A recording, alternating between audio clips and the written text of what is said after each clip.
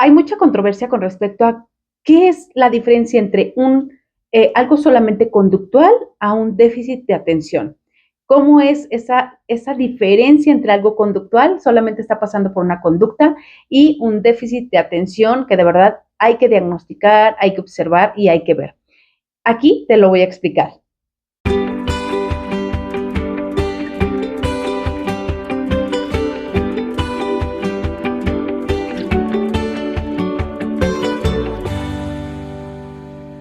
Mi nombre es Abril, soy psicóloga especialista en niños y adolescentes y vamos a hablar justo de este tema de cuál es la diferencia entre algo conductual y cuando hay un déficit de atención e hiperactividad como tal.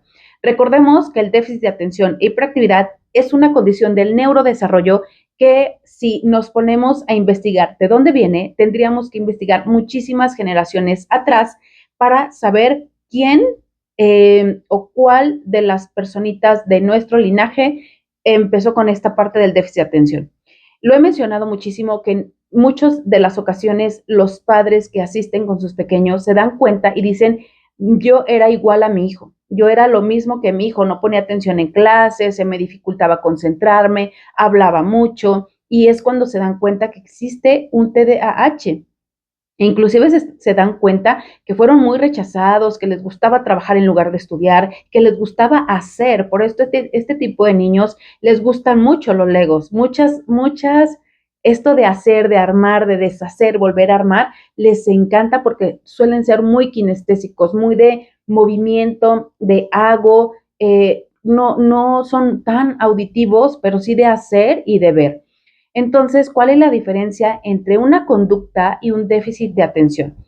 Lo conductual se ve porque no, las características de TDAH se tienen que dar en todas partes, en la escuela, en casa, en lo social, en el consultorio médico, no se está quieto en ningún lado. Sabes que cuando vas a salir con tu hijo tienes que llevar o la nana, que es el celular, la tablet, porque solamente así se está quieto, porque si no, sabes que se te va a salir de control, que está para arriba y para abajo, que no te hace caso.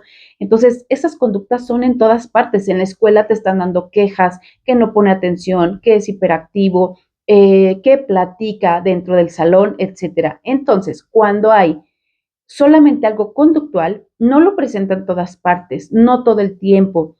Se vino a presentar de un momento a otro o de un momento hacia acá. Quiere decir que pasó algo. Es decir, a lo mejor hay una situación difícil en casa, están pasando por algo muy estresante, un duelo, la muerte de un ser querido, inclusive la muerte de alguna mascotita, un divorcio de los padres, una situación difícil de los padres, o está viendo algo dentro de la escuela, por ejemplo, un bullying, un abuso o algo que el niño está en ese momento padeciendo y lo está de alguna manera, lo está diciendo con la conducta que está presentando.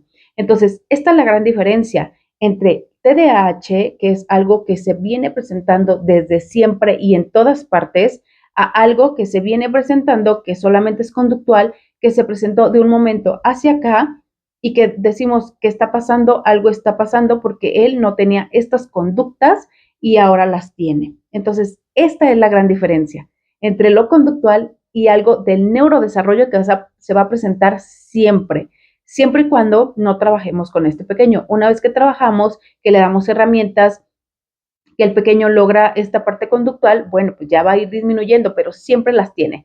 Entonces, la diferencia está en que TDAH lo va a tener siempre, siempre va a haber quejas, siempre va a haber estas quejas de la escuela, estas quejas de los padres de en ningún lado se queda quieto, no me escucha, y lo conductual solo es por un tiempo, no todo el tiempo se presenta, solamente es en ciertos lugares y hay que ver qué está sucediendo, tanto en el contexto familiar como en el contexto social. Entonces, si tú tienes duda, igual acércate con una psicóloga especialista en niños para que te oriente y te dé pues lo adecuado para este pequeño. Así que aquí te dejo nuestra página web por si necesitas algo, ocupas alguna ayuda de alguna orientación, con gusto te podemos ayudar.